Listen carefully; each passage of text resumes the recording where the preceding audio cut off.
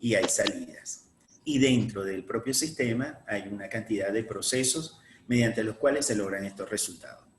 Un ejemplo en nuestro cuerpo tiene que ver con el sistema circulatorio, con el sistema respiratorio, son subsistemas de nuestro propio sistema corporal. Y cuando hablo de sistemas externos es que nosotros formamos parte de la comunidad, formamos parte de una familia, formamos parte quizás de un entorno de trabajo, y todos estamos interconectados y de alguna u otra manera todos estamos vinculados en esto que sería una unidad de sistema. Cuando digo que es una enfermedad, hablo de un desajuste, hablo de un funcionamiento que no está en el marco de lo que hoy podemos mencionar como salud, como normopeso. Ese espacio en el cual nuestro peso pierde la funcionalidad para poder permitir que todo nuestro trabajo orgánico funcione.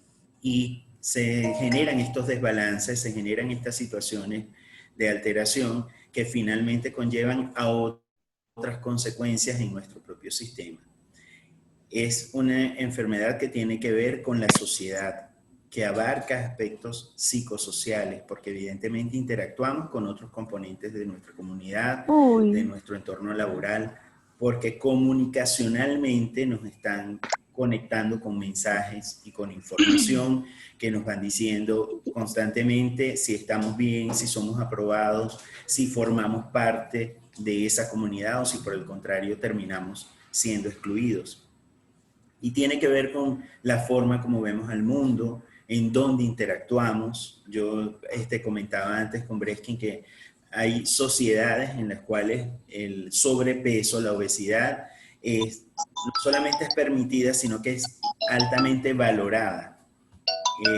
En sociedades como las sociedades africanas hay países donde la mujer debe ser entrada en kilos para que pueda estar en el marco de la belleza y del atractivo para poder procrear, generar familia.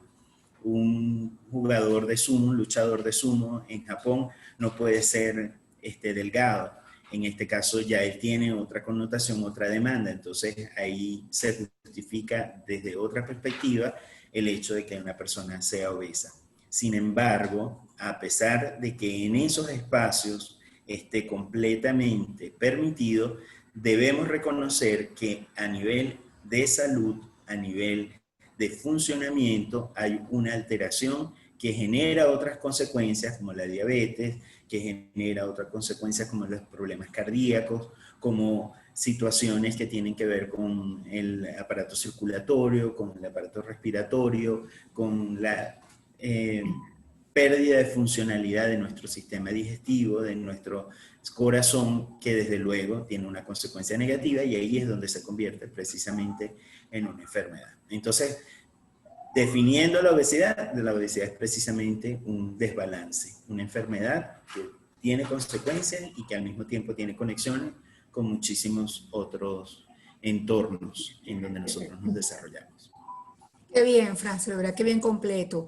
Bueno, un paréntesis para darle la bienvenida a Rafael. Qué bueno, Rafael, que ya te pudiste conectar.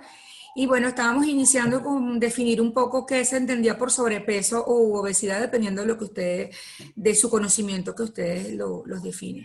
Venía Aurelio a definirlo y luego viene tu participación. Bueno, Aurelio, tienes el pase. Bienvenido. ¿Qué tal? Muy buenas a todos y muchas gracias por esta oportunidad y por este encuentro tan bonito.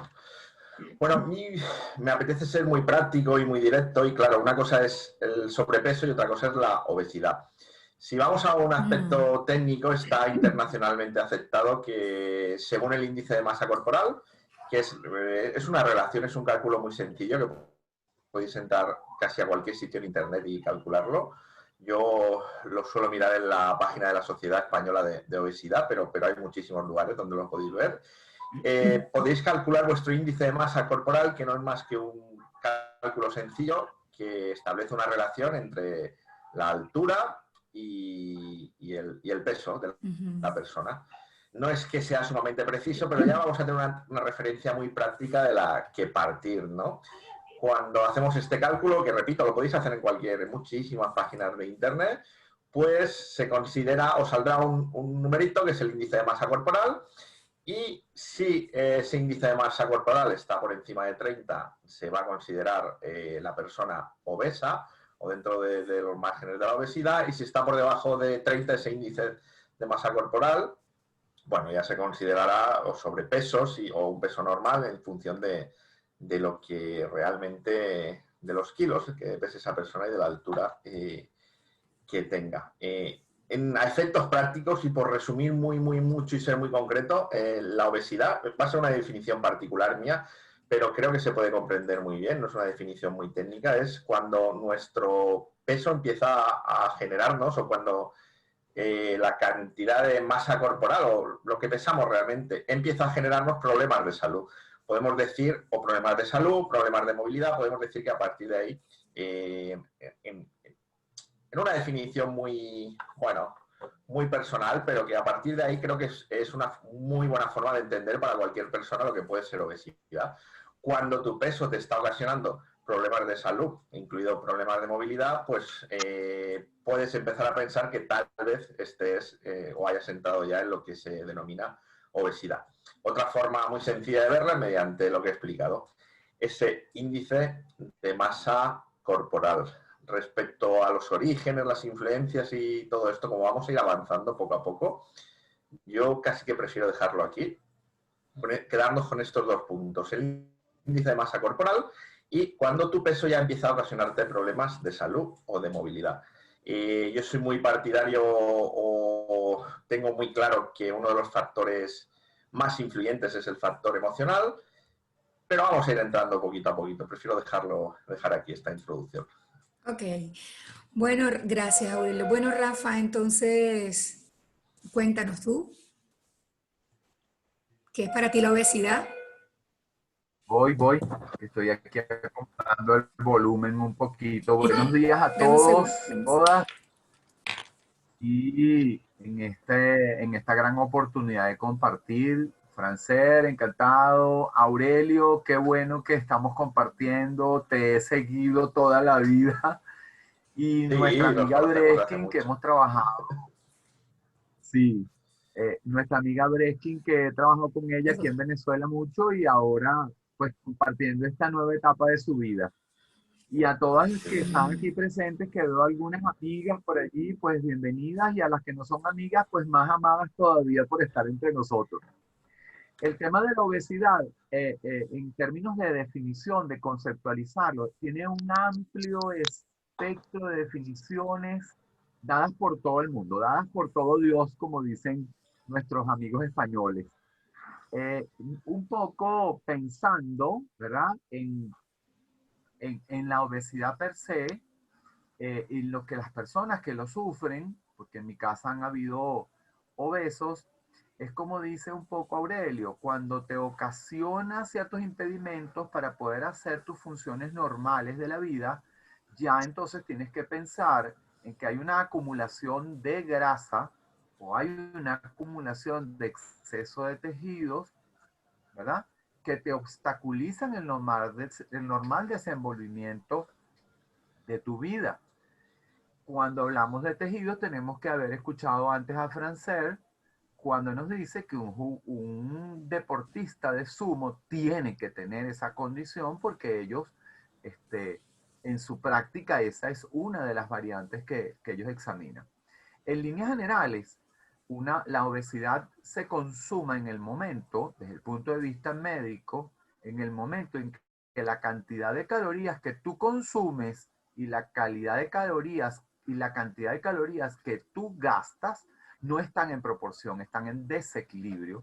Entonces, como que lo que pasa es que lo que comes en términos de calorías tiene mayor cantidad de calorías que las que gastas, entonces se quedan calorías acumuladas y esas calorías acumuladas se convierten por los procesos bioquímicos, que no me voy a poner a explicar en este momento porque sería engorroso, lo convierten esas calorías en energía acumulada, y toda energía acumulada, acuérdense que energía y materia están en proporción, la energía se convierte en materia y la materia en energía, entonces esa energía que no se ha gastado se va a convertir en grasas acumuladas o en cantidad de tejido.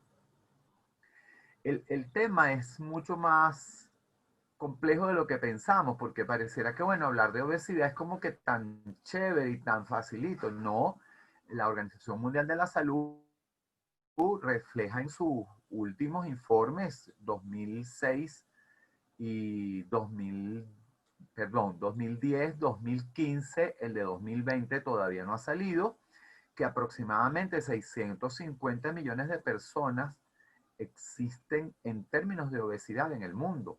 Y un poco diferenciando lo que decía Aurelio anteriormente, el tema del índice de masa corporal, cuando pasa de 25, es decir, la relación que hay de dividir tu peso entre tu talla se llama índice de masa corporal, y cuando eso está en términos normales, normopeso, que lo llamamos, está en aproximadamente 24, 50, 25, 26, pero ya a partir de los 25 tiene que comenzar alguna preocupación en nosotros, porque pasamos del peso normal a los primeros pasos, que son el sobrepeso. Ya del índice corporal en adelante, de 30, 40 en adelante, estamos hablando de obesidad. Fíjense cosas parecidas como esta. El 24% de la obesidad existe en personas que viven o que vivimos en América Latina. Para la OCDE española, 17% de la población española es obesa. Y mire que los españoles comen, y comen pa'lante, comen parejo. Lo sé porque mis padres son españoles y yo he estado en España. Pero a veces nos tenemos que parar enfrente de la cuestión y decir, bueno, ¿cómo es estos señores que comen tanto? Por ejemplo, pueden verlo en mí, y no engordan nunca. Bueno, pareciera que tuviera un metabolismo de caballo. O sea, no corre, no salta, no brinca, pero todo lo procesa. Hay unas cosas que antes de entrar en la materia tan generacional o en las estrategias de coaching o en la bioneuroemoción, quisiera que tomáramos en cuenta. Hay personas que por mucho que hacen dietas para rebajar, siempre se ven gorditas.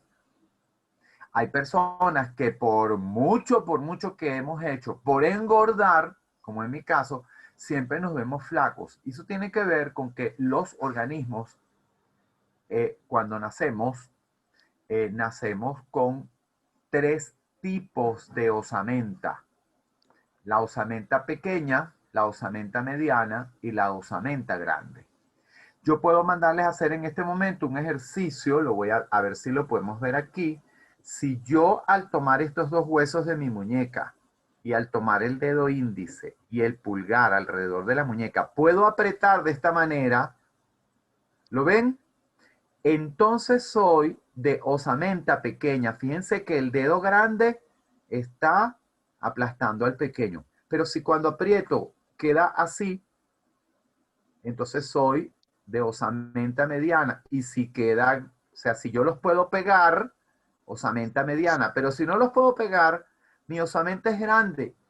Y en las osamentas grandes, por más que yo he hecho por adelgazar, siempre me voy a ver gordito. Entonces ya estamos hablando de que existen condiciones biológicas y genéticas que determinan no solo mi personalidad, ya vamos a ver con Aurelio cómo el transgeneracional nos toca la puerta, ya vamos a ver con Francer cómo nuestras creencias nos limitan alrededor de eso, pero esta es una de nuestras condiciones que nosotros tenemos que valorar. ¿Cuál es el tamaño de mi osamenta? Les juro, yo he estado toda mi santa vida tratando de engordar para no verme como estirado, y por más que hago siempre me veo flaco. Entonces, imagínense ustedes. Una cosita más. Por definición, nosotros tenemos que clasificar la obesidad en 2 grandes grupos. Los obesos por nutrientes, es decir, los obesos que al comer por la comida aumentan de peso, son obesos nutricionales, pero también hay obesos hídricos, es decir, hay gente que engorda por tomar agua, la forma en cómo toman agua les engorda. Entonces ahí también hay, con mucha objetividad, y por eso lo importante de que las personas tengan un diagnóstico médico escrito para nosotros poder hacer la terapia. Porque el diagnóstico médico es el que abrir el camino terapéutico bien por la parte de nutrición o bien por la parte hídrica, que al menos en bioneuroemoción tienen dos connotaciones distintas. Entonces, en función de eso, ya sabemos que lo genético, ya sabemos que lo que pensamos, ya sabemos que el tamaño de los huesos de nuestro cuerpo, así como la forma en cómo nosotros comemos y tomamos de todas las condiciones en nuestro clan han estado allí, son elementos que definen la obesidad. Cuando las calorías que yo consumo son diferentes a las calorías que yo gasto y quedan calorías por consumir, empiezo un proceso de engordar y podría llegar a una obesidad. Muy bien, Rafael, muchísimas gracias. Entonces, ya tenemos la participación de lo que, bueno, lo que tenemos, la idea de que tenemos de qué es obesidad o cómo se puede generar la obesidad. Hay una pregunta importantísima que tiene que ver con la infancia. Vamos un poquito hacia atrás. ¿Qué pasa con aquellas madres? Es la siguiente pregunta. Que consideran que mientras más alimento a mi hijo, es más sano. Mientras más lo tengo gordito, está más lleno de salud, está mejor y se va a defender mejor en la vida porque está mejor alimentado. Esa relación que hay entre la alimentación y el volumen de la masa corporal, ¿no? Y entonces la pregunta es, ¿qué pasa con los padres cuando alimentan a los niños en referencia al sobrepeso? No a la obesidad, sino al sobrepeso. A que, bueno, yo lo tengo que tener amplio o elevado de masa corporal porque así se ve rozagante, así se ve bello y gordo y saludable, y le voy generando a ese niño, porque todo empieza de la infancia, voy generando de niño una condición a ese ser humano de obesidad que después le va a hacer una carga que vamos a hablar más adelante a esa persona. Entonces, bueno, empecemos por Aurelio para ir cambiando el orden de lo que es la pregunta, ¿no? La respuesta. Pues a mí me parece una pregunta fundamental. Yo habría empezado por aquí también. Me parece una pregunta... Sí, porque lo veo a diario en consulta y en muchísimas personas. Me parece una pregunta fundamental porque es la clave emocional de la mayoría de las personas que viven no solo obesidad o sobrepeso, sino cualquier trastorno alimenticio. La clave... es que no puedo dar un porcentaje exacto, pero casi en el 100% de las personas con alguna disfunción alimenticia, depende de la que sea, pero bueno, un porcentaje muy alto es cómo tu madre te transmitió la relación con la comida, porque mamá a nivel arquetípico, a nivel simbólico y a nivel emocional es que nos va a proporcionar el alimento en nuestros primeros años de vida. Aunque a algunas personas se las puede proporcionar durante toda su vida, pero esto ya es otro tema, ¿no? Mamá es la que nos va a proporcionar el alimento a nivel simbólico, a nivel arcaico, durante los primeros años de vida. Entonces, dependiendo de la forma en la que nos lo proporcione, vamos a desarrollar unas tendencias alrededor de la comida, unos hábitos, unas emociones, unos anclajes, si hablamos de coaching, unas determinadas creencias y una determinada forma de ver el mundo a través de la comida o de tener ciertas asociaciones respecto a la comida. Cuando hablamos de obesidad y de alguna otra disfuncionalidad alimenticia, es una de las cosas que requiere un proceso de tiempo, restablecerla o equilibrar de alguna forma todo esto, porque hay que trabajar y hay que tener en cuenta muchas cosas que tienen que ver con la estructura que hemos formado o que nos han transmitido nuestros referentes, principalmente mamá, desde nuestra infancia. Igual que hay algunos otros asuntos que al trabajarlos bueno, pues puede que no te lleven demasiado tiempo. La obesidad suele llevar bastante tiempo en el trabajo. Es un trabajo para mí de autoconocimiento y de adquirir coherencia y de deshacer muchas programaciones inconscientes intrageneracionales. Se llaman programas, los podemos llamar hábitos, anclajes, tendencias, como queráis. Ir desmenuzándolas, ir conociéndote, ir desmenuzando una a una. Porque hay muchos estudios y cada vez más que demuestran que un cuerpo humano equilibrado homeostáticamente, equilibrado a nivel emocional, energético, a nivel mental, cuanto más equilibrado está, de menos ingesta de alimentos requiere para hacer el mismo tipo de actividad a lo largo del día. ¿Qué quiere decir esto? Que cuando hay un equilibrio energético, cuando hay un equilibrio biológico, podemos funcionar bien o igual con menos alimentos. Pero si lo que ocurre es que mamá nos ha transmitido desde pequeños, no solo esto, nos transmite muchísimas cosas, pero nos ha transmitido de pequeños que tenemos que comer mucho, porque eso es lo que va a hacer que nos encontremos bien, cuando en realidad es ella la que se encuentra bien si nos ve comer muchos, por diferentes aspectos, por diferentes herencias transgeneracionales que vamos a ir desglosando ahora o que vamos a ver algunas de ellas, ¿no?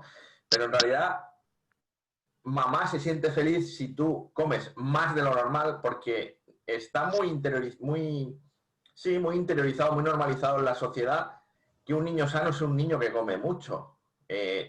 No es así, ni tiene por qué, pero está muy normalizado. Si nos fijamos, muchísimas madres en nuestras propias familias, lo contentas, lo tranquilas y lo satisfechas que se quedan cuando su niño mal, realmente. Pero claro, como está muy normalizado que son esas cantidades las que hay que comer, igual ni siquiera somos capaces de ver que es más.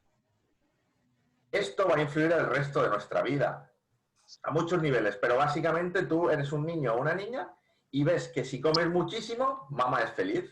¿Y qué quiere una niña que verá a su mamá feliz, aunque sea a nivel inconsciente? Esto se va interiorizando y, bueno, puede haber una tendencia, esta es una de las causas más importantes, puede haber una tendencia a que de adulto, sin darnos cuenta, sigamos queriendo que mamá esté feliz, ¿no? Queda automatizado, queda integrado en nosotros ese patrón. Entonces asociamos comer mucho a que mamá esté feliz, a que el ambiente afectivo sea sano, por ejemplo. Ya digo que hay muchas más cosas y las iremos viendo poco a poco. Pero al final, la mayoría de las cosas las tenemos asociadas a mamá, a su forma de darnos el alimento y a cómo ella lo sentía, a lo que nos decía, etcétera, etcétera. Alimento, mamá, asociaciones, si empezamos a trabajarnos y autoconocernos, vamos a descubrir muchísimas. Y ahí se abre una puerta para empezar a, bueno, a corregir esas disfuncionalidades respecto para con la comida y para que al final nuestro consumo de calorías o de comida se vaya reduciendo progresivamente. Es un trabajo del factor emocional a través de mamá directamente o de las experiencias del pasado con mamá. A ver, Rafael, ¿qué tienes que decir tú en relación a qué le pasa a esa mamá cuando necesita tener a su bebé gordo porque o con sobrepeso o con masa corporal más elevada para sentirlo sano? ¿Dónde radica el problema allí? Sabes que pones el dedo en la llaga, Breskin, porque mi mamá se echó un estrellón conmigo porque yo siempre fui medio flacuchento y ella come, come, come, come.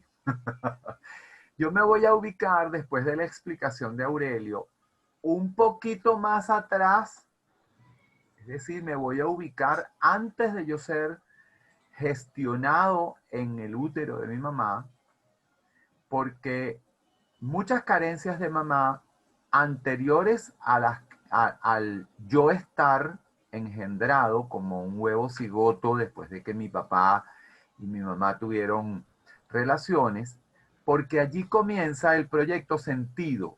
Es decir, como cuando uno va a una empresa y te dicen, mira Rafael, yo te contraté para montar un proyecto tal y la idea primordial del proyecto es esta.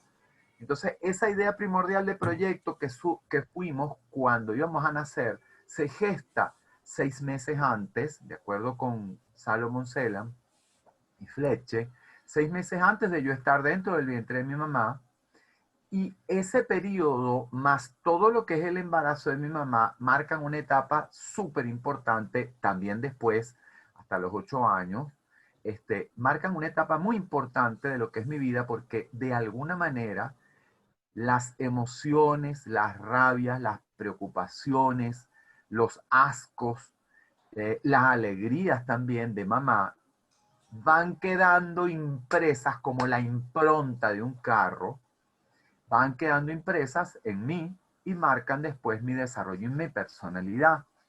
Entonces, si los problemas de mamá estuvieron relacionados con nutrición y con sobrevivencia, automáticamente empieza a haber en mí una impronta de sobrevivencia que también la voy a cargar el resto de mi vida. Pero a lo largo de todo ese periodo, hasta el momento en que yo nazco, ¿ok?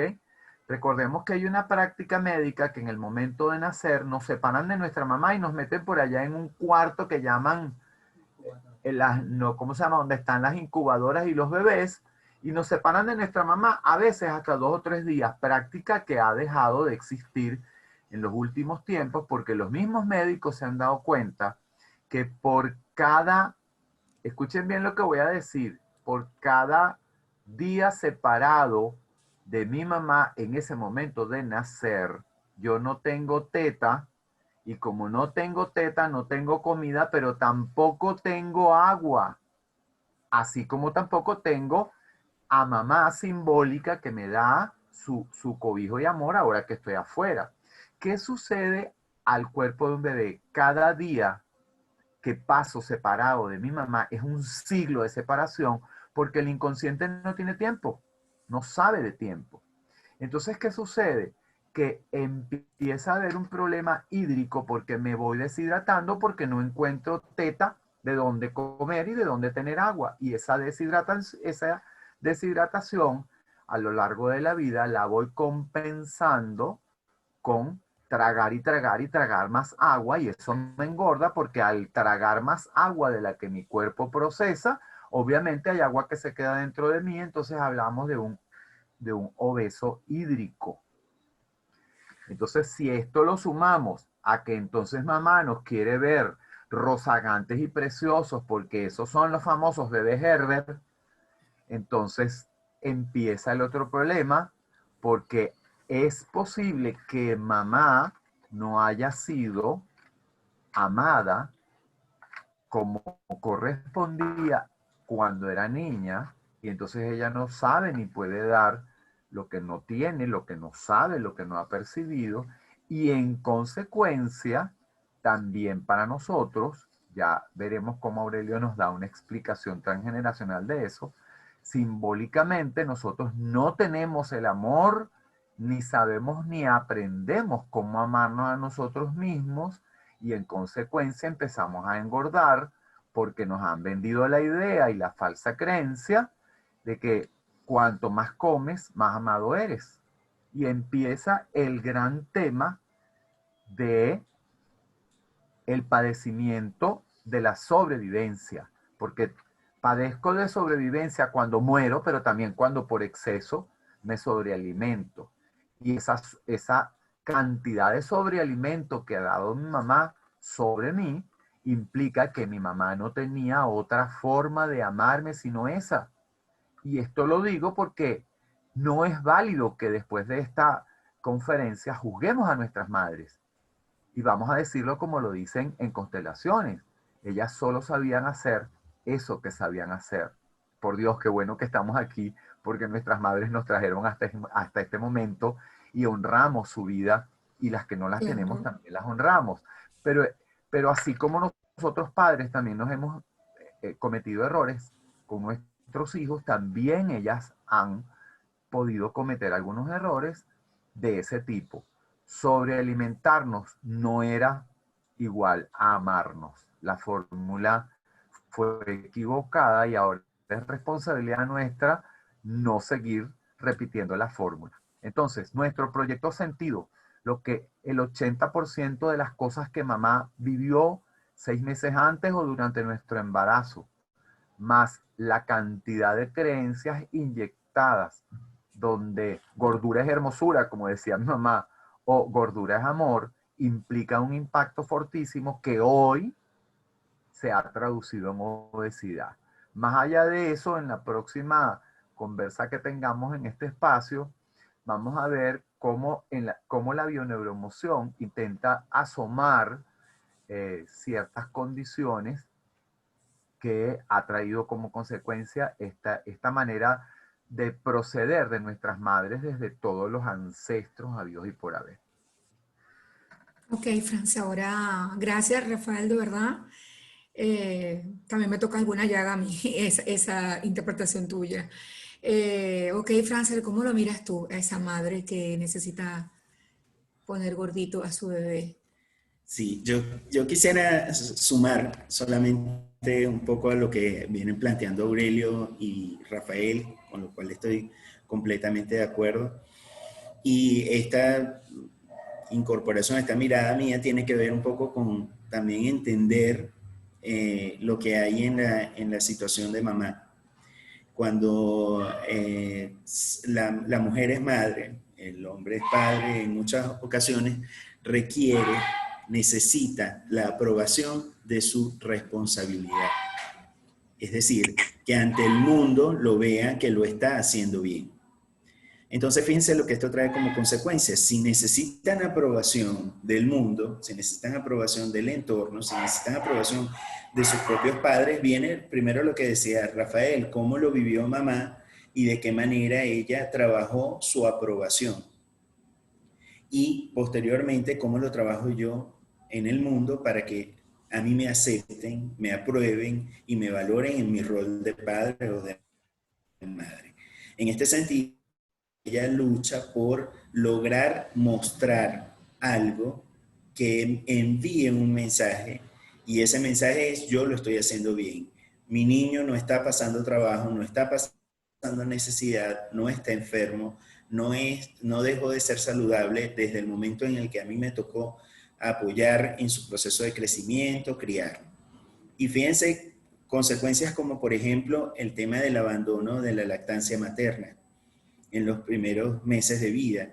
En la leche materna están todos los nutrientes y todo lo necesario para que el niño desarrolle su maduración corporal, para que incorpore los anticuerpos, para que desarrolle todo ese sistema inmunológico, para que esté bien nutrido.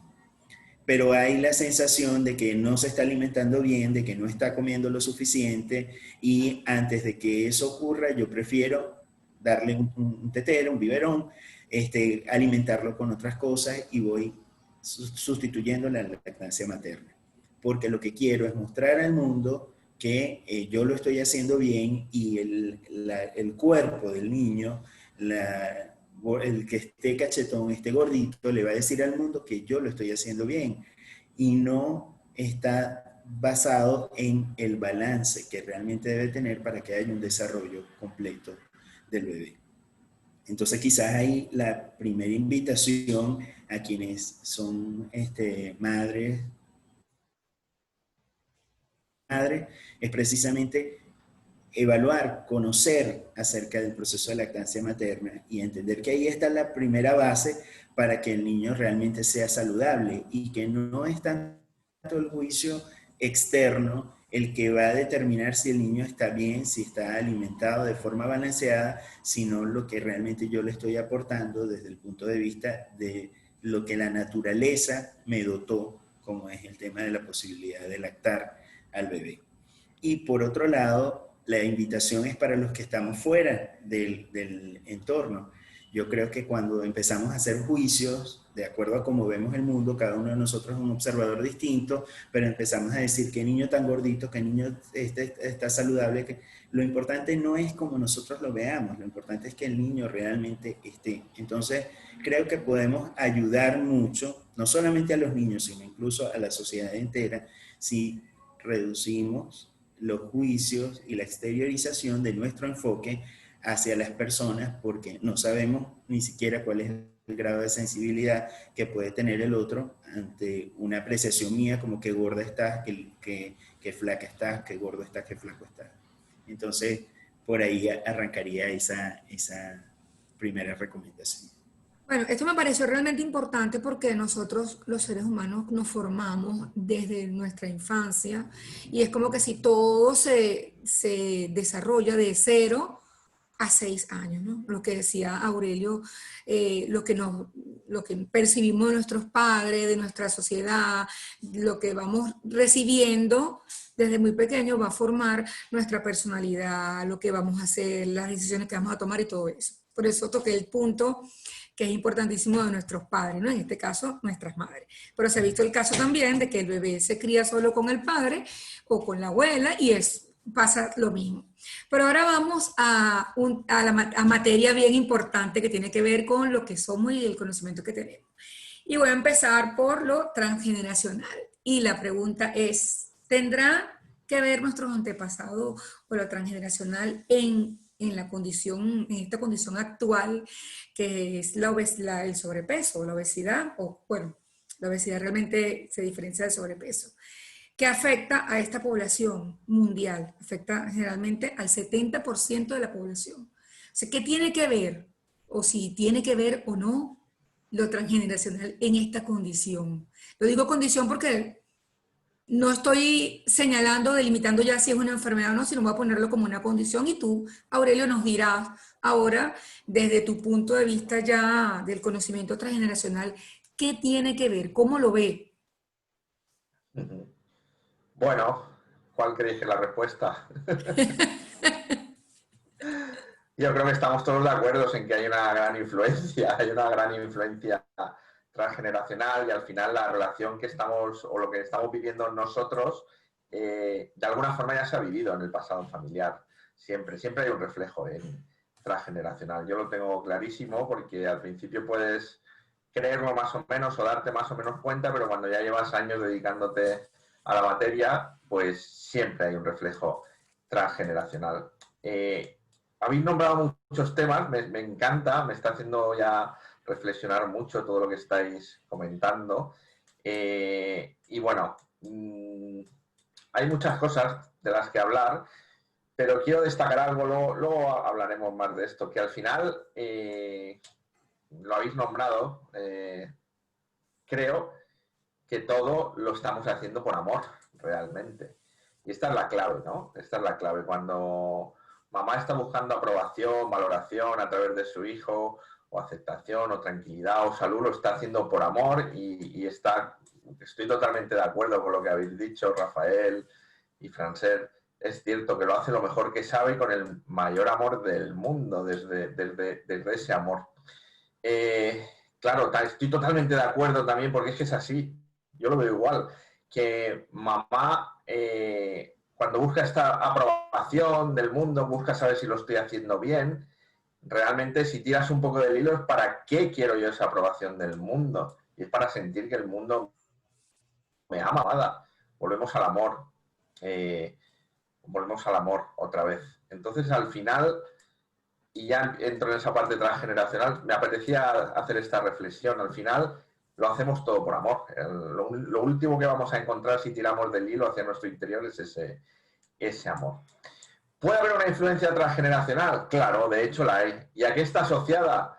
Pues principalmente a situaciones, a más cuestiones, ¿no? Pero principalmente a situaciones que ocurrieron en el pasado de desnutrición, de personas que no pudieron ser bien alimentadas en la familia en el pasado.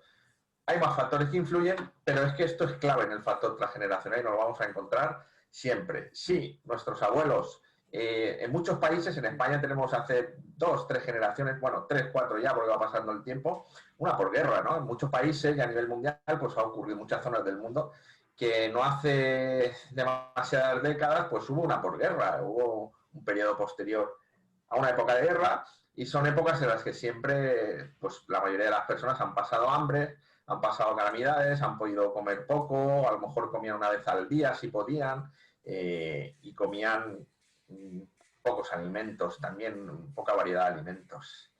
Si en el pasado familiar ha habido cuestiones de desnutrición, de carencia económica implica no poder acceder a la comida también, y ha habido sufrimiento asociado a eso. Para mí, la clave más importante del transgeneracional es cómo se vivió eso en el pasado.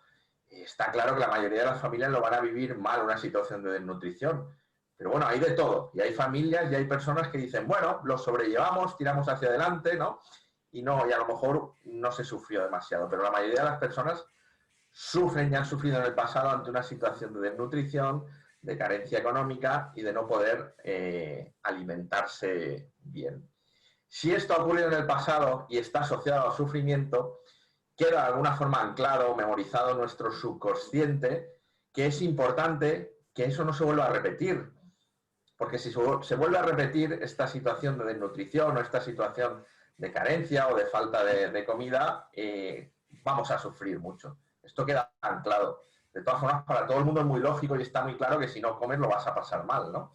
Pero si además esto está muy anclado en el subconsciente familiar o está programado en el subconsciente familiar, va a haber un movimiento emocional mucho más fuerte, mucho más intenso. Entonces es más fácil que nos encontremos generaciones posteriores, padres. Es verdad que esto se representa mucho más a través de la madre, porque la madre es ese alimento simbólico y ese alimento real y afectivo desde hace milenios, ¿no? Hablamos de temas biológicos, pero es fácil que si ha habido desnutrición, si ha habido gente antiguamente aquí en España, en mi familia morían muchos niños pequeños por desnutrición, por no tener alimento. Si hay familias donde ha pasado esto en sus ancestros, es mucho más fácil que generaciones posteriores haya padres que estén muy enfocados en que sus hijos coman, en que a sus hijos no les falte nada, en que a sus hijos no les falte alimento. De hecho, la generación de mis abuelos es la generación de la posguerra española. La generación de mis padres es la generación de que a nuestros hijos no les falte de nada. Y mi generación es la generación de ya interiorizado que me tengo que alimentar, que esto es lo que tengo que hacer y tengo que comer muchísimo, ¿no? Y yo creo que esta tendencia histórica se puede extrapolar a muchos países también. Luego hay muchas influencias, ¿no? El capitalismo, como en la forma de alimentarnos actualmente, de producir, pero a nivel emocional y a nivel transgeneracional ahí tenemos una clave que nos va a ayudar muchísimo. Se pasó hambre en el pasado de la familia, hubo fallecidos, personas que lo pasaron mal porque no hubo suficiente economía o suficiente comida para alimentarnos. Eso va a programar una serie de comportamientos posteriores que a nivel emocional, pues no es muy difícil que estén influenciando para que acabemos desarrollando una obesidad. Ahora, entonces se puede decir que por esa memoria familiar que tenemos, que pues, se puede llamar memoria o herencia, cargamos algo con la obesidad entonces a nivel familiar. Claro que se puede. Luego hay otra vía o algo que es muy común, que el sobrepeso está indicando a nivel muy biológico una necesidad de protección, ¿no? La desprotección puede ser o no. Lo normal es en una persona con obesidad que nos encontremos ambos casos, ¿no? Esa sensación de desprotección en la familia y esas historias del pasado en las que hubo desnutrición. Entonces, sí, claro, queda programado a ese nivel inconsciente, y cuando hacemos trabajo con personas que quieren trabajar esta obesidad, realmente lo ratifica con las personas que deciden seguir un proceso de trabajo y autoconocimiento para descodificar, desprogramar o deshacer esos hábitos inconscientes y emocionales que nos están marcando una tendencia hacia la obesidad. De hecho, muchísimas veces esto le pasa a muchas personas con sobrepeso. A mí me ha pasado alguna vez incluso. Muchísimas veces verte abocado en determinados momentos a comer, sin saber por qué, a comer muy rápido, a comer mucho.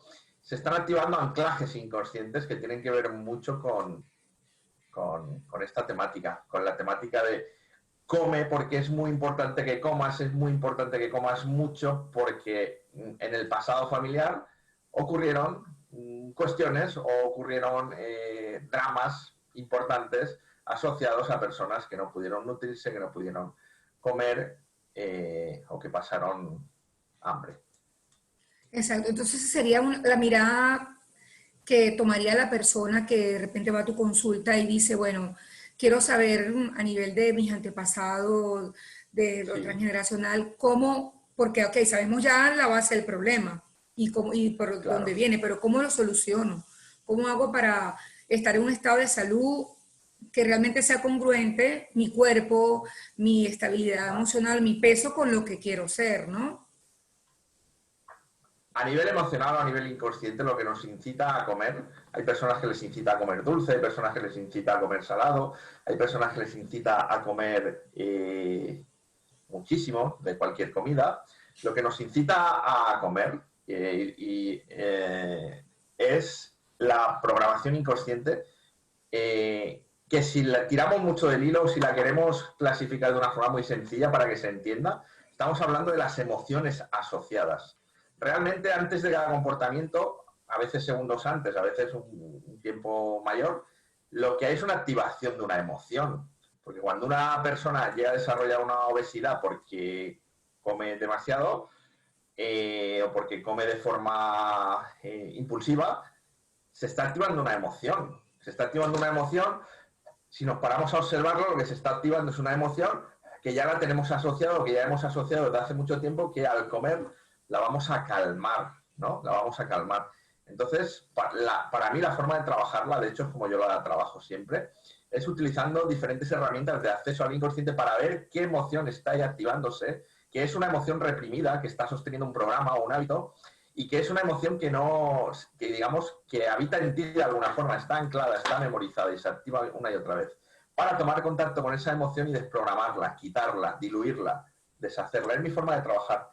Y la forma de hacerlo es mediante, bueno, yo suelo utilizar programación neurolingüística, que para el que habrá quien la conozca más o la conozca menos, o hipnosis, o cualquier otra herramienta de acceso al inconsciente que nos ayude a acceder a esa información que muchas veces va a ser nuestra de la infancia, pero en otras muchas ocasiones va a ser heredada de otros familiares de la familia. Y podemos indagar perfectamente para de qué momento y de qué situación suelen Exacto, ser varias. exacto. Bueno, yo veo que están haciendo un chat, haciéndole preguntas a los expositores, me parece muy bien porque así vamos interactuando un poco, ¿verdad? Gracias, Aurelio, se entendió bastante lo que es la raíz y cómo podemos Sí, verlo, entendido. ¿verdad? Le pueden escribir también a Aurelio a través del chat y así vamos fluyendo un poco en cuanto al conversatorio porque si no se nos hace más largo y se nos puede acabar el tiempo. Voy hacia la bioneuroemoción, ¿verdad? Y la pregunta ¿es considerada la obesidad una enfermedad emocional o una condición? Recuerden que al principio dije que, bueno, era una condición, lo quería saber, no quería ya colocarla como una enfermedad, pero bueno, a ver qué dice Rafael de las emociones y de si es enfermedad o es condición, a ver qué nos dice. Bueno, lo primero que tengo que decir es que Aurelio, tocas mi vida, agarras mi corazón y lo exprimes. Porque, bueno, te voy a decir por qué. Mi madre nació, mi madre nació 2 días antes de la Guerra Civil Española. Vivió toda la Guerra Civil Española y luego terminó la Guerra Civil Española y empezó la Guerra Mundial. Y terminó la Guerra Mundial cuando ella tenía 15 años. O sea que mi madre tuvo 15 años padeciendo económicamente, ella y toda su familia. A los 8 años ella queda sin padre. Su mamá tiene que recorrer las calles vendiendo retales de tela porque eso era lo que sabía hacer y sus hermanos mayores, gracias a un tío, aprenden a cortar pelo. Aquí tenemos una tradición de barberos. Y bueno, eso marcó sus vidas dentro de un pueblo muy chiquito que tú debes conocer, Porriño, que ya no es nada chiquito, es toda una ciudad más grande que Caracas, por tener una relación, los que han estado aquí en Caracas, una ciudad impresionante hoy por hoy. Cuando yo vivía allá era un pueblito y pues la carestía era mucho mayor. Y hoy por hoy, Aurelio, transgeneracionalmente nosotros en Venezuela estamos viviendo una situación muy intensa y bastante parecida a la que vivieron mis padres. papá tenía ya 7 años cuando eso sucedió.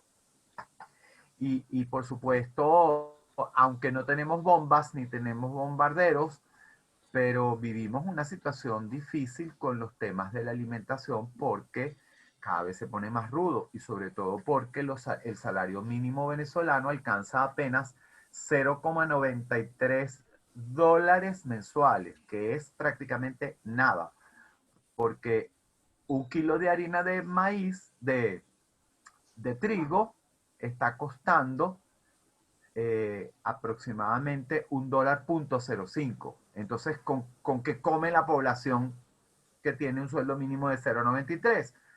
Muy difícil, y por eso la diáspora venezolana, un poco porque nosotros somos transgeneracionalmente hablando producto de esa diáspora española que vino a América en busca de su sueño de vida, y hoy por hoy pues la historia vuelve a repetirse, ¿no?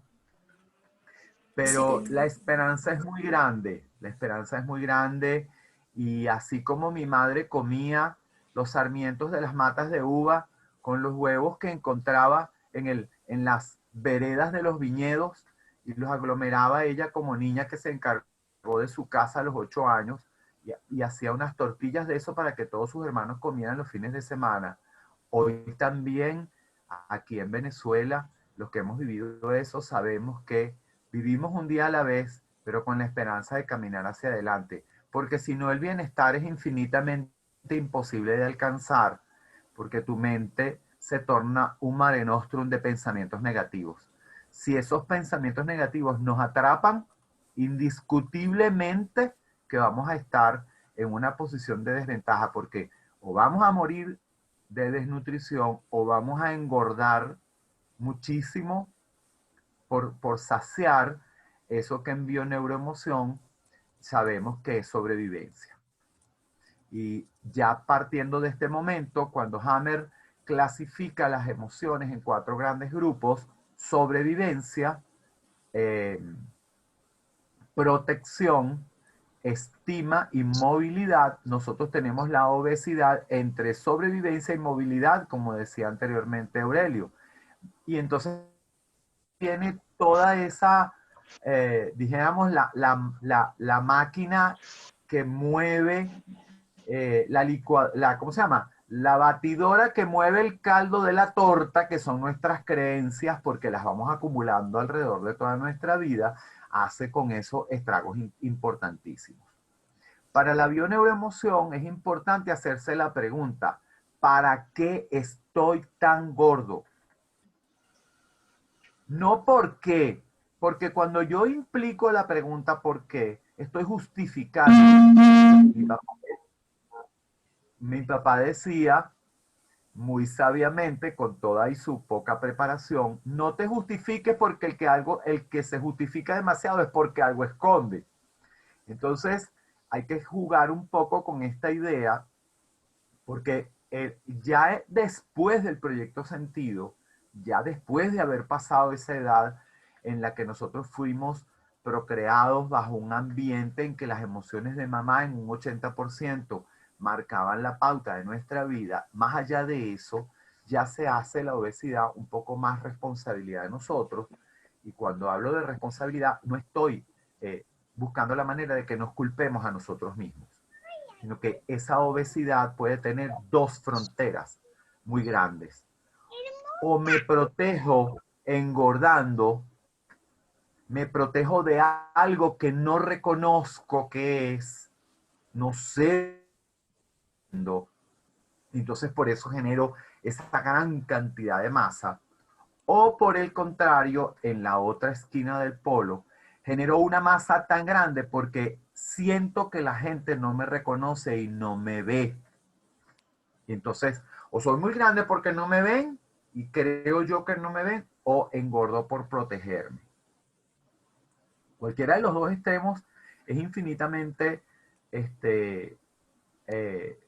complejo que la persona por sí sola, y lo digo por allí, leí algunas cosas en el chat mientras Aurelio hablaba, es muy complejo que una persona por sí sola se dé cuenta de cuáles son las condiciones que están atadas alrededor de ti y por lo generalmente hace falta una ayuda terapéutica, porque el terapeuta, así como el coach, así como el transgeneracional, después de haber estudiado tanto, tenemos distinciones que te van a permitir a ti darte una mirada sistémica para que te des cuenta si ese es tu caso o no es tu caso. De todas maneras, bien sea por exceso de grasa por nutrición o bien sea por retención de líquidos, hay una interpretación muy puntual y a veces es así como la aguja de la acupuntura que entra justo en el punto que es para sanar. En bioneuromoción tenemos también esos dos puntos y es importantísimo hacer preguntas. Por ejemplo, ¿desde qué día, desde qué momento de tu vida eres obeso? Porque eso va a marcar un antes y un después perfectamente.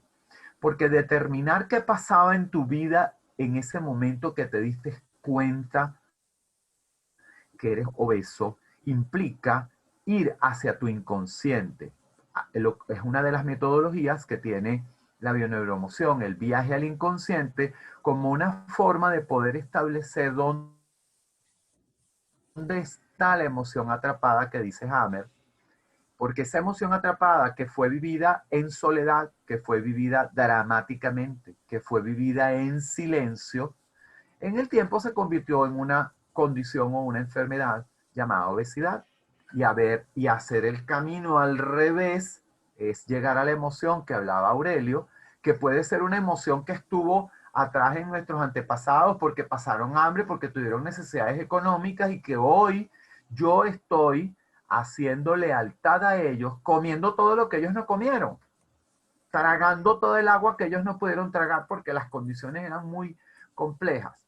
Sin embargo, hay que hacerse algunas preguntas adicionales alrededor de esto, porque como toda enfermedad tiene un testigo al lado que es un perpetrador llamado conflicto.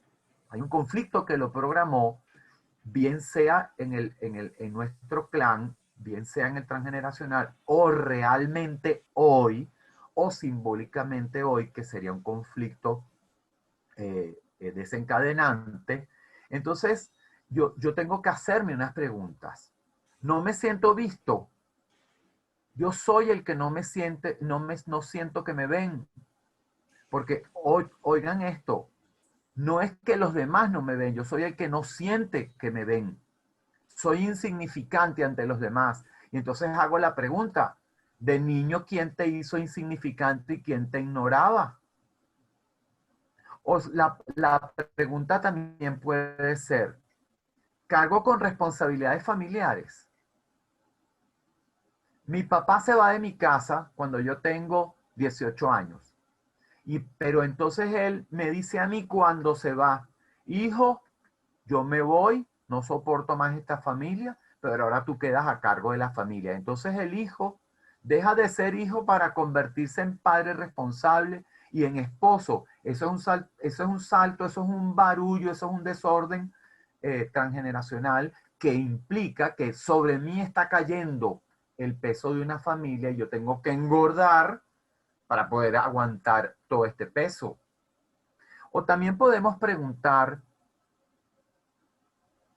¿cuál es el fuego que yo necesito apagar en mi familia?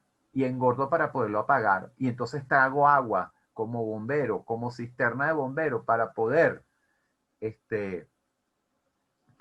apagar ese incendio. ¿Cómo es esa carga fogosa?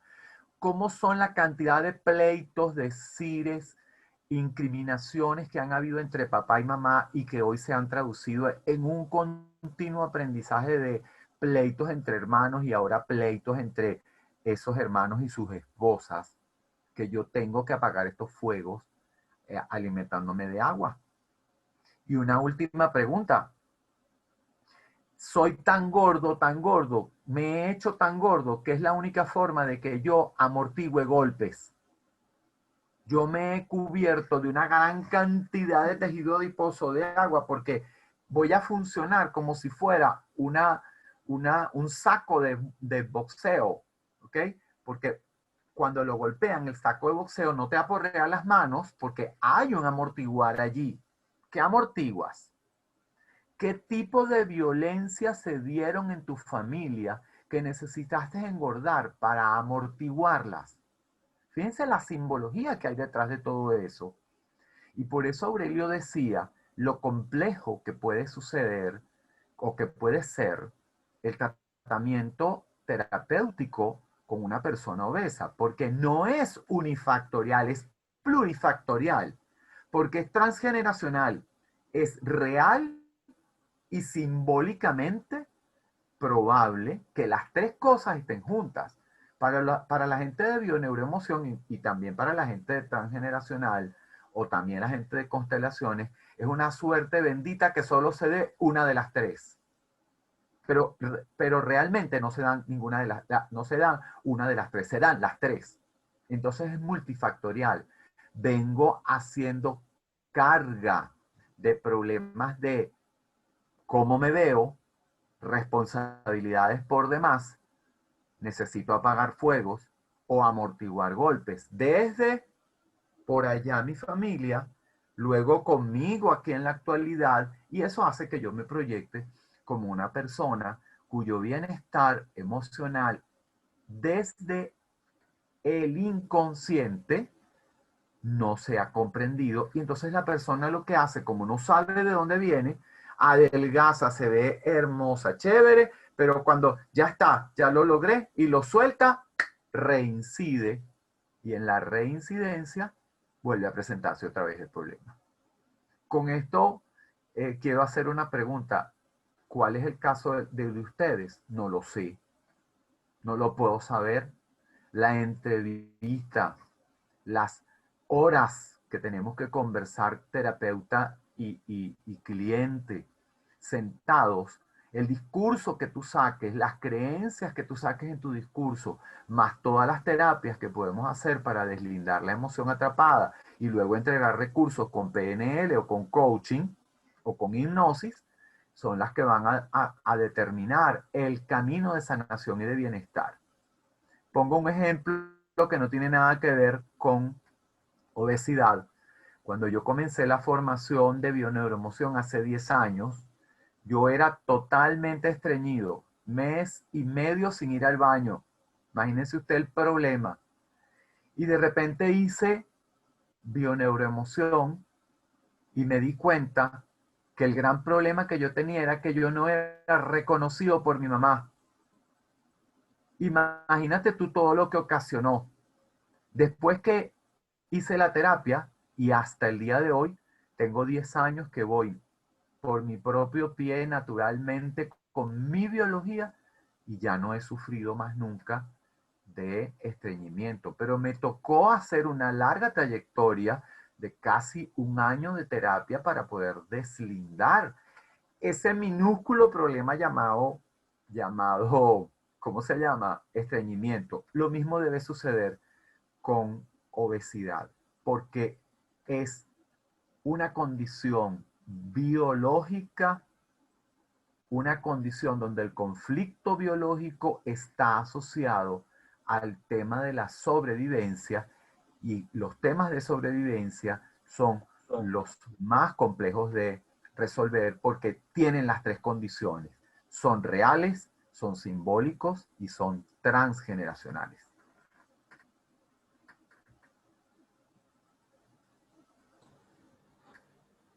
Breskin, el micrófono.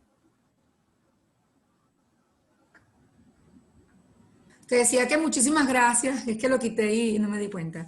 Muchísimas gracias, muy completo, de verdad, porque es así de complejo. Una de las cosas que me lleva a mí a investigar sobre este tema, y como terapeuta también, terapeuta sistémica y coach, a buscar las aristas distintas, porque, bueno, yo he sido también, como quien dice, objeto de esto, de que, bueno, siempre he sido muy delgada y cuando me surgió en mi vida una situación de que, bueno, tuve que emigrar, tuve que cargar con otras cosas familiares, entonces empecé a cargarme de masa corporal como por la carga que tenía familiar. realmente. Y también tiene que ver mucho la programación neurolingüística, porque cuando lo que tú ves y lo que hablas influye muchísimo en tu cuerpo. O sea, yo recuerdo hace un año que tenía solamente 3 kilos de más y yo decía, estoy gordísima, estoy gordísima, estoy gordísima. Y eso fui internalizando en mi mente que estaba gordísima y realmente después engordé mucho más. Entonces, cuando empecé a trabajarme y bueno, a decir, ojo, ya va, yo tengo que empezar a moderar qué es lo que estoy diciendo, qué es lo que estoy viendo realmente, ¿no? Y para ver qué es lo que estoy trabajando. ¿Por qué si estoy comiendo lo mismo, estoy comiendo mejor, estoy en la misma actividad, qué es lo que está cambiando en mi vida? Estoy programando mi cerebro para algo que no es real.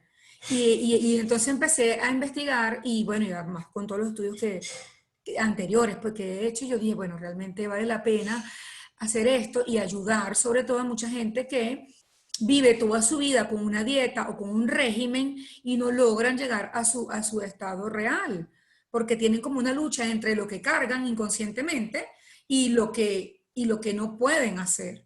¿Ve? Por ejemplo, por ahí había una pregunta como que, bueno, ¿por qué yo necesito verme corporalmente grande, amplia, con masa corporal y me siento después avergonzada de un espejo de verme gorda? O sea, ¿cómo yo voy a tener esa incongruencia? Y realmente le respondo a quien pregunta que sí hay esa incongruencia porque es inconsciente. Tenemos un inconsciente y un consciente.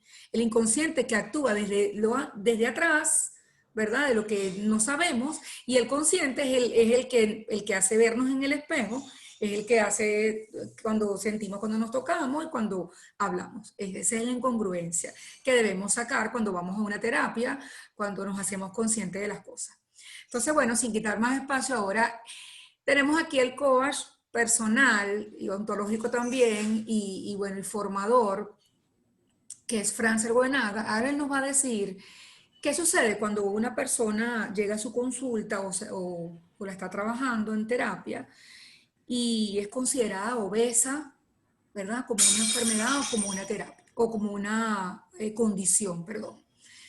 Como coach, ¿por dónde empezarías con esa persona que llega a tu consulta y de repente te puedes conseguir también con alguien que diga que es muy obesa y diga que se siente muy sana, que se siente muy bien y que ha aceptado ya esa obesidad que está en contra de lo que es su salud, de lo que es sus huesos, su condición fisiológica completa? ¿Qué hace ese coach? ¿Por dónde? ¿Qué toma? ¿Cómo lo mira? ¿Cómo sería esa mirada de coach personal? Voy a utilizar fundamentalmente las bases de la ontología del lenguaje. En primer lugar, reconocer que cada uno de nosotros es un observador distinto, pero que observamos el mundo para hacer sentido, para que ese mundo al mismo tiempo nos haga sentido a nosotros. Pero no necesariamente el observador que somos hoy es el observador que realmente está trabajando para que nuestro sistema de vida funcione con bienestar. ¿Y por qué digo esto? Porque hay momentos en los cuales a través de nuestra historia de vida vamos acumulando experiencias, vamos observando la vida de otros, vamos observando cómo otros resuelven las situaciones. Y aquí mismo Aurelio, con quien tuve una experiencia de transgeneracional en la cual una de sus preguntas era ¿qué situación viste en tu entorno familiar y cómo lo resolvió esa persona? Porque la forma como yo hago sentido al mundo en este momento tiene que ver mucho con mis referencias, con las experiencias de vida que tengo. Entonces, ese observador que somos hoy va marcando la forma como yo reacciono y cómo yo hago juicios de lo que está ocurriendo en mi entorno. Recordemos que nosotros somos generadores de juicios. Calificamos el mundo de acuerdo a nuestra propia mirada. ¿Y qué es lo que ocurre? Que al final terminamos acumulando una serie de percepciones que estimulan nuestra conducta, estimulan nuestro comportamiento de acuerdo a eso que percibimos. ¿Cómo lo plasmamos directamente sobre la mesa? Es posible, como decía hace un momento Rafael, que yo sea la persona que se siente responsable de la casa. ¿Cómo resolvió mi papá el ser él el responsable de la casa? Mi papá era un hombre grande, fornido, fortachón, que en todo momento asumió la responsabilidad y él tenía que demostrar esa fortaleza. Yo hoy soy el que se siente responsable, por lo tanto, inconscientemente, yo debo adoptar esa forma, porque en mi juicio, en mi forma de mirar el mundo, el que está responsable, el que tiene la carga, tiene que tener las condiciones y las tiene que tener por dentro y las tiene que tener por fuera. Entonces, a partir de ese juicio, yo me constituyo y yo observo la situación e intento resolverla. Otro ejemplo tiene que ver con quienes, por ejemplo, han sido ofendidos, heridos cuando niños, que tenemos heridas de humillación en nuestra vida. Entonces, pensamos que transitar por el mundo tiene que ver con de qué manera yo me protejo y amortiguo esos golpes, como lo decía Rafael hace un momento. Entonces yo engordo, me hago robusto y esa humillación, cuando yo sea grande, no me va a golpear tanto. Y comienzo incluso desde mi verbo a contrarrestar. Y es cuando vemos a aquellas personas que dicen o evaden la situación que están viviendo, sabiendo que no se sienten bien, pero dicen yo me siento bien, yo lo que estoy es lleno de amor, de sabrosura y tomando el asunto con humor, evadiendo realmente la responsabilidad que tiene sobre sí mismo y sobre su propia condición. Entonces, a donde voy en un proceso de coaching es en primer lugar a lograr que la persona se dé cuenta de cuál es la situación y de cómo están sus planteamientos, cómo está su verbalización, cómo me expresa en una sesión de coaching que él está mirando la situación y cuáles son sus juicios. Generalmente una sesión de coaching a lo mejor comienza porque yo tengo ansiedad porque estoy gordo, pero cuando vamos entrando en el tema nos damos cuenta que a lo mejor tiene una herida por la cual está teniendo esa experiencia o, como lo decía hace un momento Breskin, con relación al tema de la migración, qué pasa con mis miedos a lo nuevo, de qué manera yo me protejo y ahí en ese proceso de protección inconscientemente yo voy acumulando aquellos mecanismos con los cuales vinculo la protección. Y fíjense que es un mecanismo natural. Los osos, cuando ya va a llegar el invierno, van a la hibernación. ¿Qué hacen? Comen, comen, comen, comen, se protegen porque van a un proceso largo donde a lo mejor ellos ya están previendo que no van a tener alimento, que las condiciones van a ser hostiles, que no van a estar bien. Entonces, lo que trabajamos es en darnos cuenta cuáles son esos juicios y por otro lado, mirar los estados de ánimo a lo cual está asociada esa situación. ¿Por qué? Porque una vez yo me siento gordo, yo puedo empezar con un proceso de rechazo a mí mismo. Entonces tengo rabia porque yo estoy gordo en este momento, yo no quiero estar así, no me gusta mi cuerpo, no me gustan mis piernas, no me gustan mis brazos. Y entro en una situación permanente o entro en una ansiedad, yo quiero rebajar mañana, así que voy a dejar de comer, voy a salir a trotar hasta desmayarme, me voy a meter 400 pastillas. Lo cierto es que yo tengo que rebajar en el corto plazo y los procesos deben ser desarrollados de acuerdo a la naturalidad del propio proceso.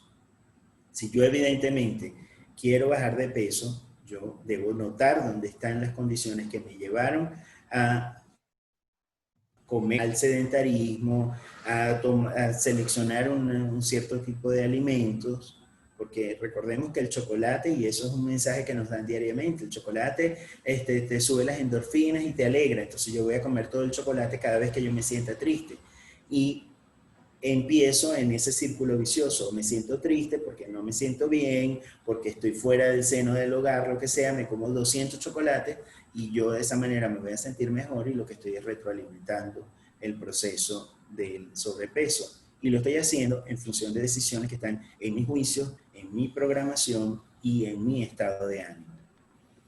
Mi invitación en este sentido es a que trabajemos autoobservándonos, porque ese proceso de autoobservación, de hacernos conscientes, es un primer paso. Hace un momento alguien preguntaba algo por el chat y Rafael le contestaba, si ya lo hiciste consciente, libéralo. Y es que una vez lo hacemos consciente, la forma como nos expresamos, la forma como actuamos, la forma como tomamos las decisiones puede variar. Ese movimiento que se da es un movimiento que se da en la conciencia, en el inconsciente, y que es un movimiento que toca el alma, y sobre esa base nosotros podemos hacer cambios.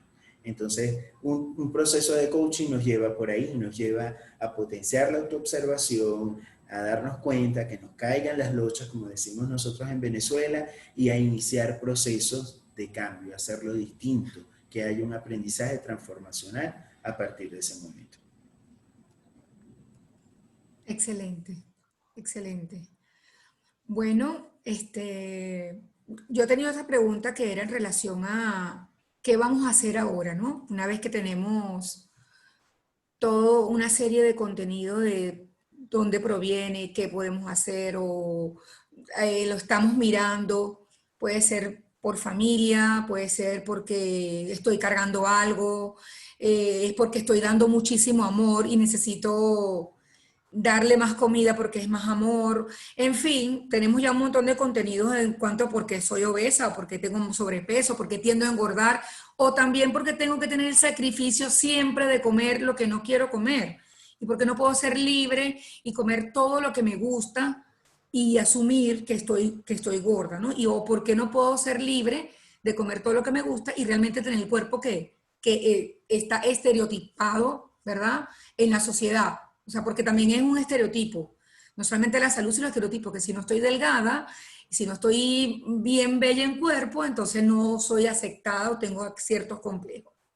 Lo ideal de todo esto era que, bueno, ¿cómo yo puedo lograr desde la mente, desde la psiqui, primero entender a mi cuerpo, comprenderlo, o sea, aceptarlo y vivir una vida sana, trabajando la programación neurolingüística, comprendiendo de dónde provengo yo, o sea, de dónde vengo, cuál es mi herencia, qué le faltó a mi familia, qué fue lo que vivieron, ¿verdad? Para yo entonces entender, mirarlo, como decía Rafael, una vez que lo miremos de las constelaciones familiares, si nosotros miramos y vemos y entregamos esa carga, ya no nos corresponde.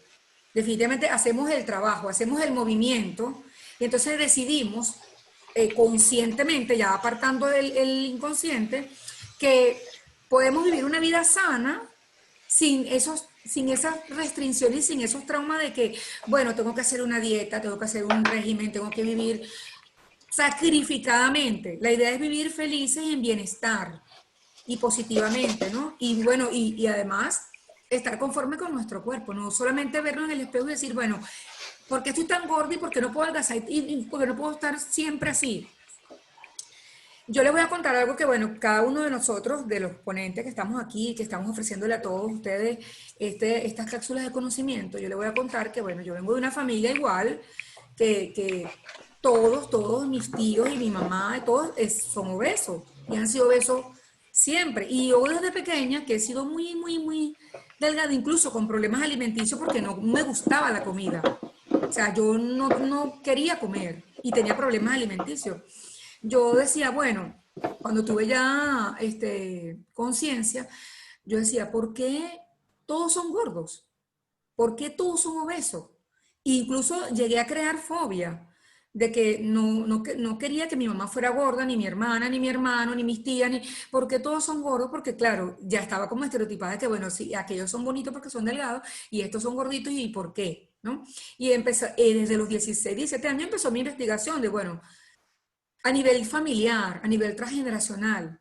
Y es tal cual así, tal cual. Mis abuelos siempre tenían la necesidad, bueno, como por lo que se estaba viendo en la época, de que, bueno, hay que alimentarlos, tienen que estar bien, donde come uno, come dos, donde come dos, come tres, y así fueron teniendo 13, 14 niños, y que lo más importante no era ni siquiera que estudiaran, lo más importante era que se alimentaran y que estuvieran bien,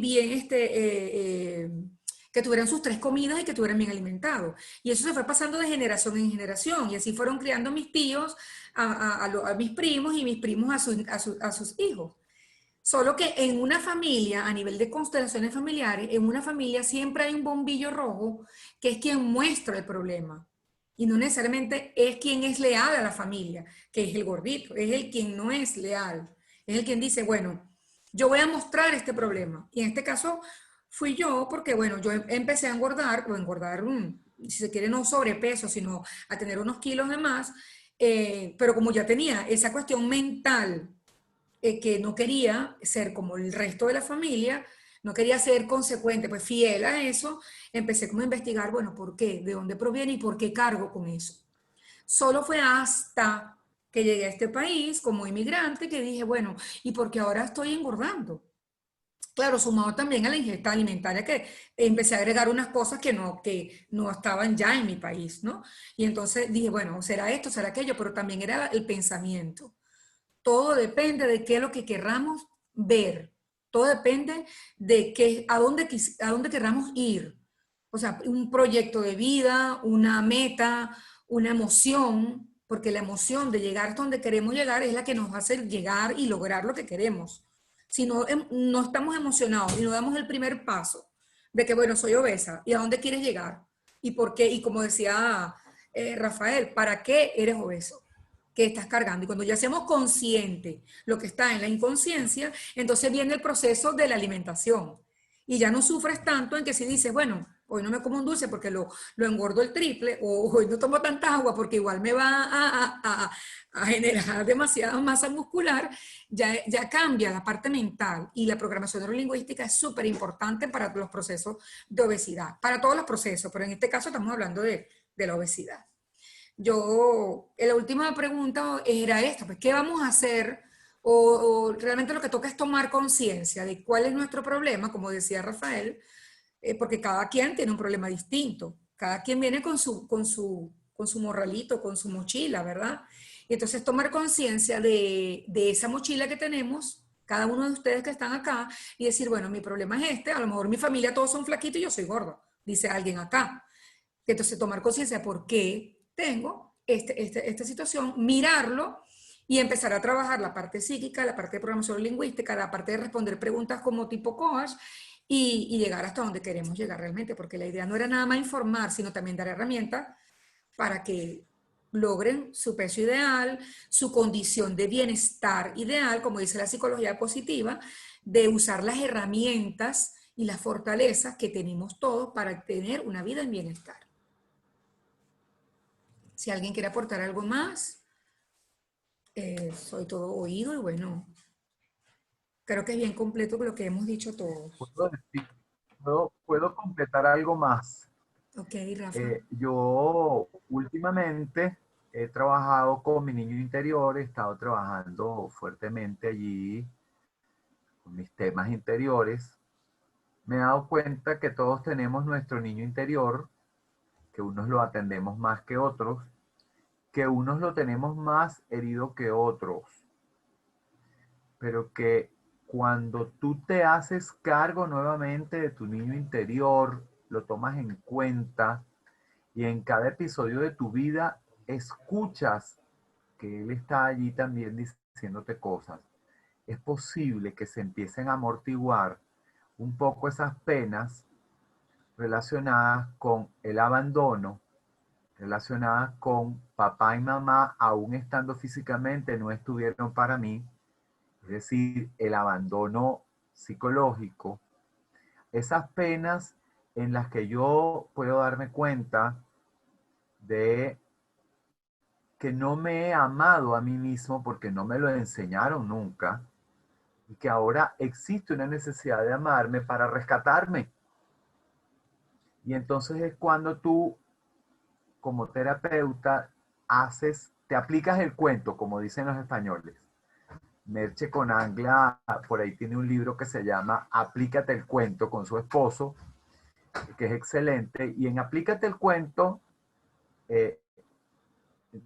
aunque los terapeutas no nos auto hacemos terapia porque necesitamos siempre un coach o un amigo como Aurelio tan generacional o una amiga como Breskin con constelaciones, que acudimos a ellos por la confianza tan grande que nos tenemos, porque a pesar de que tenemos distinciones, no sabemos cómo hacerlo muchas veces, pero hay una clave importantísima que resolver cuando yo tomo a mi niño interior, empiezo a trabajar con él, con todo el dolor que significa, para saber, identificar y deslindar un poco mis memorias de abuso, mis excesos por carga, mis ausencias de padre, los abortos de la familia, o qué sé yo, el distanciamiento como el que tenemos ahora, ¿no? Fíjate algo que quiero connotar de una situación de una paciente que fue a mi consulta, hará como 2 años. Una señora que solamente era gorda de panza. Sus piernas eran delgaditas, sus brazos delgaditos. Una mujer que se recogía la panza con una faja sumamente grande.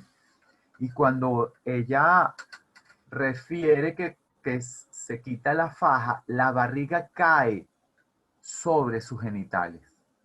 Imagínense usted esa gordura donde la barriga cae sobre sus genitales. Y entonces fíjense una connotación desde bioneuroemoción que es importante consolidar alrededor de esto, porque pareciera que no, pero sí. Cuando yo en la indagación supe que su barriga caía sobre los genitales, la única pregunta que tuve que hacerle fue, ¿por qué tú sigues al lado del hombre con quien haces el amor si tú no quieres tener relaciones con ese hombre? Y por eso utilizas tu barriga como un mandil para que no te vean tus genitales. La sorpresa fue inminente para ella, empezó a llorar profundamente y desde ese momento ella se dio cuenta de que ella buscaba la manera de con su barriga defenderse del hombre que tenía al lado. Entonces fíjense que no, cómo es de compleja la cuestión de la obesidad, que una simple tontería de relación con el otro, que no quiero que esté a mi lado, porque esa es una de las cosas que tratamos de identificar en bioneuroemoción, una simple, yo digo tontería, no es ninguna tontería, puede darnos cuenta de cómo nuestro inconsciente trabaja para que nosotros produzcamos bienestar. Y es un poco lo que dice Francer. Si yo, como coach ontológico, mis acciones no me generan resultados, he hecho 14.000 dietas y ninguna dieta me ha servido porque vuelvo a mi estado, estoy en el estado de yo-yo. Yo voy para adelante y voy para atrás. Si después de eso yo he registrado que lo que sucede es que lo que está alrededor mío y tampoco me doy cuenta, entonces el mismo coaching ontológico te va a invitar a que te busques dentro de ti, pero a veces pasa que las personas no buscan dentro de ellas porque no son valientes para ver lo oscuras que son, lo bonitas o feas que son por dentro, o el camión de carencias o de vacíos que hay dentro de ellas, como producto del vivir. Entonces, cuando nosotros intentamos tocar como coaches, como terapeutas, esas profundidades, van a pasar 2 cosas. Que el paciente se abra y nos tenga toda la confianza del mundo y entonces vamos a ayudarlo a resolver el problema. O que el paciente diga, esto es tan mío que no te lo voy a soltar. Y entonces el problema se va a repetir y repetir y repetir. Y puede pasar que en una de estas terapias se nos ocurra utilizar algunas herramientas que Aurelio nos ha dado en su blog, que están también plasmadas, o los que hemos tenido la felicidad de conocerlo, intervenir con él, que no queremos asumir que nosotros estamos siendo leales de alguna manera a eso que pasó con nuestros antepasados. Y entonces se complica la cuestión. Una herramienta que yo he considerado fabulosa es la hipnosis. Y en la hipnosis puedes encontrar que en ese encontrarte con tu inconsciente y empezar a acunarlo, empezar a contenerlo, va a implicar la diferencia entre ahora y mañana, cuando tú hayas decidido conscientemente dejar la obesidad como mecanismo de defensa, como mecanismo de protección. La invitación primordial que hacemos todos los terapeutas es: ¿estás dispuesto? Entonces ven y navega conmigo. Si no estás dispuesto, no puedo navegar contigo, porque entonces te voy a tener que empujar y la terapia entonces se va a convertir en una psicología donde el psicólogo empuja al paciente para todos lados. En terapia es el paciente el que trabaja consigo mismo. Nosotros lo que hacemos es mostrarle cosas para que él pueda trabajar y darle herramientas y recursos para que lo pueda hacer.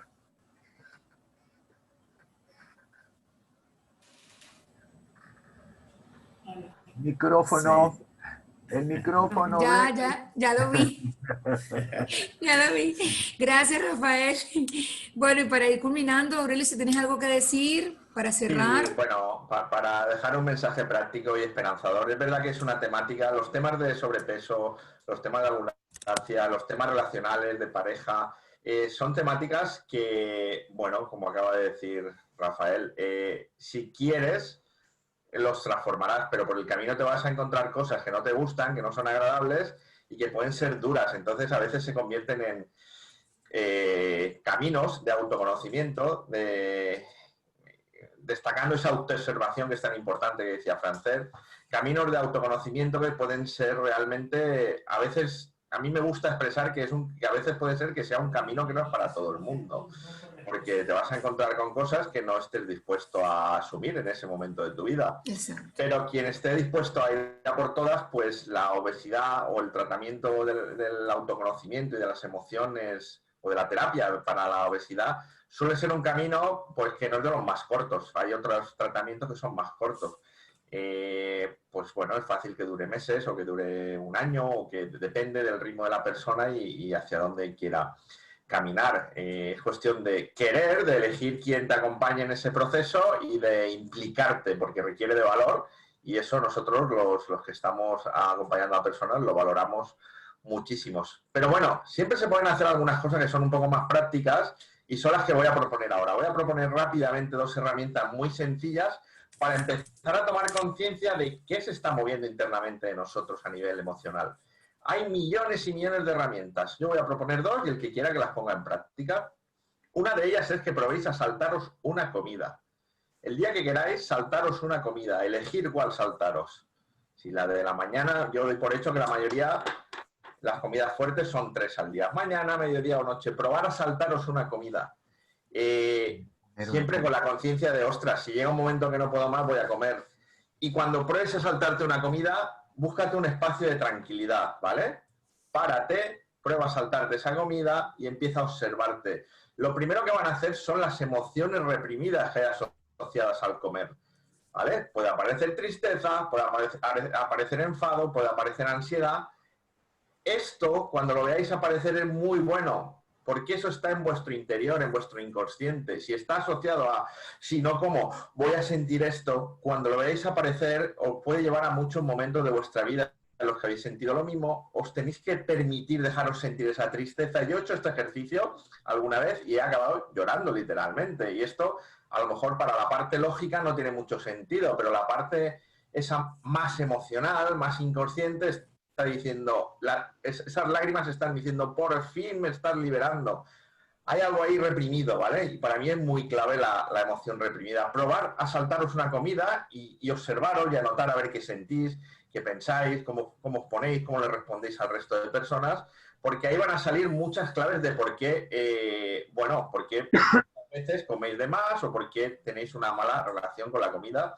Si es que la tenéis, que supuestamente los que estáis aquí todos o la tenemos o la hemos tenido o conocemos personas que la tienen.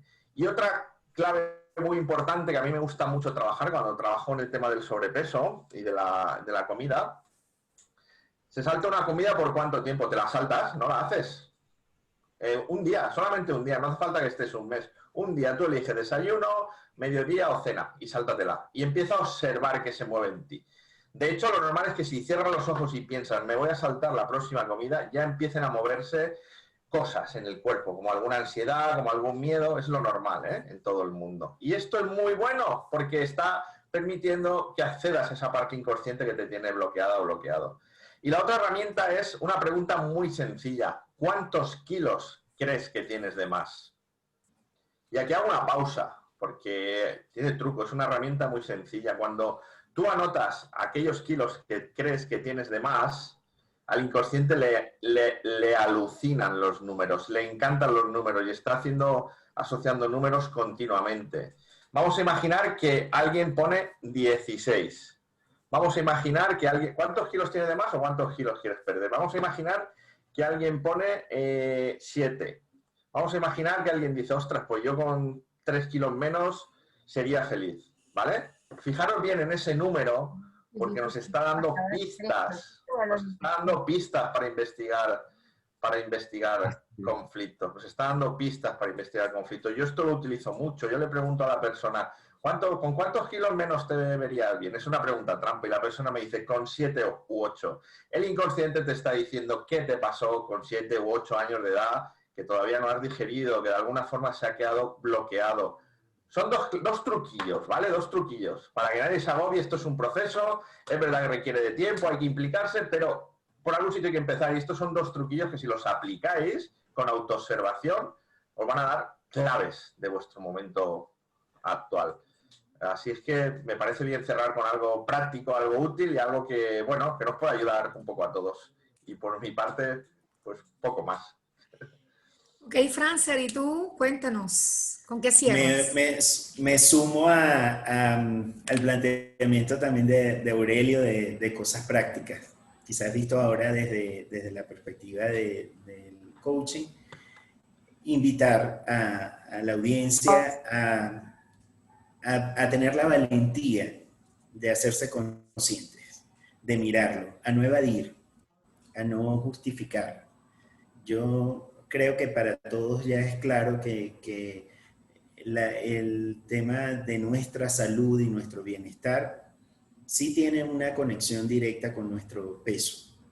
Y nosotros queremos estar bien, realmente queremos estar bien, queremos tener bienestar. Entonces, la mejor forma, en primer lugar, es no evadir ni justificar, es buscar hacernos conscientes.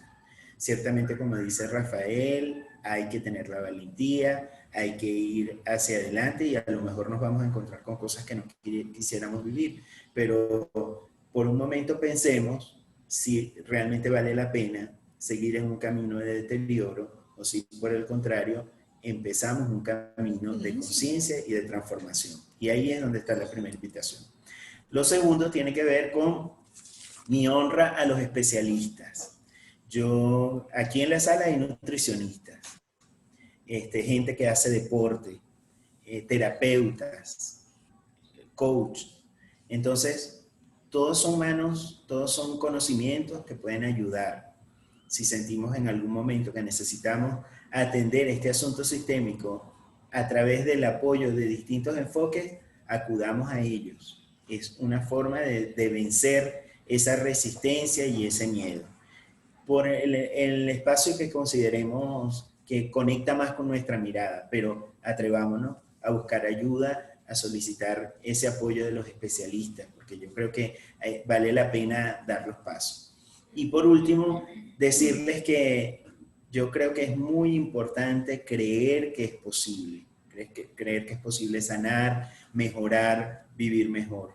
Es una fuerza poderosa con la cual fuimos dotados, el poder creer que hay un camino más allá, el ponernos en ambición.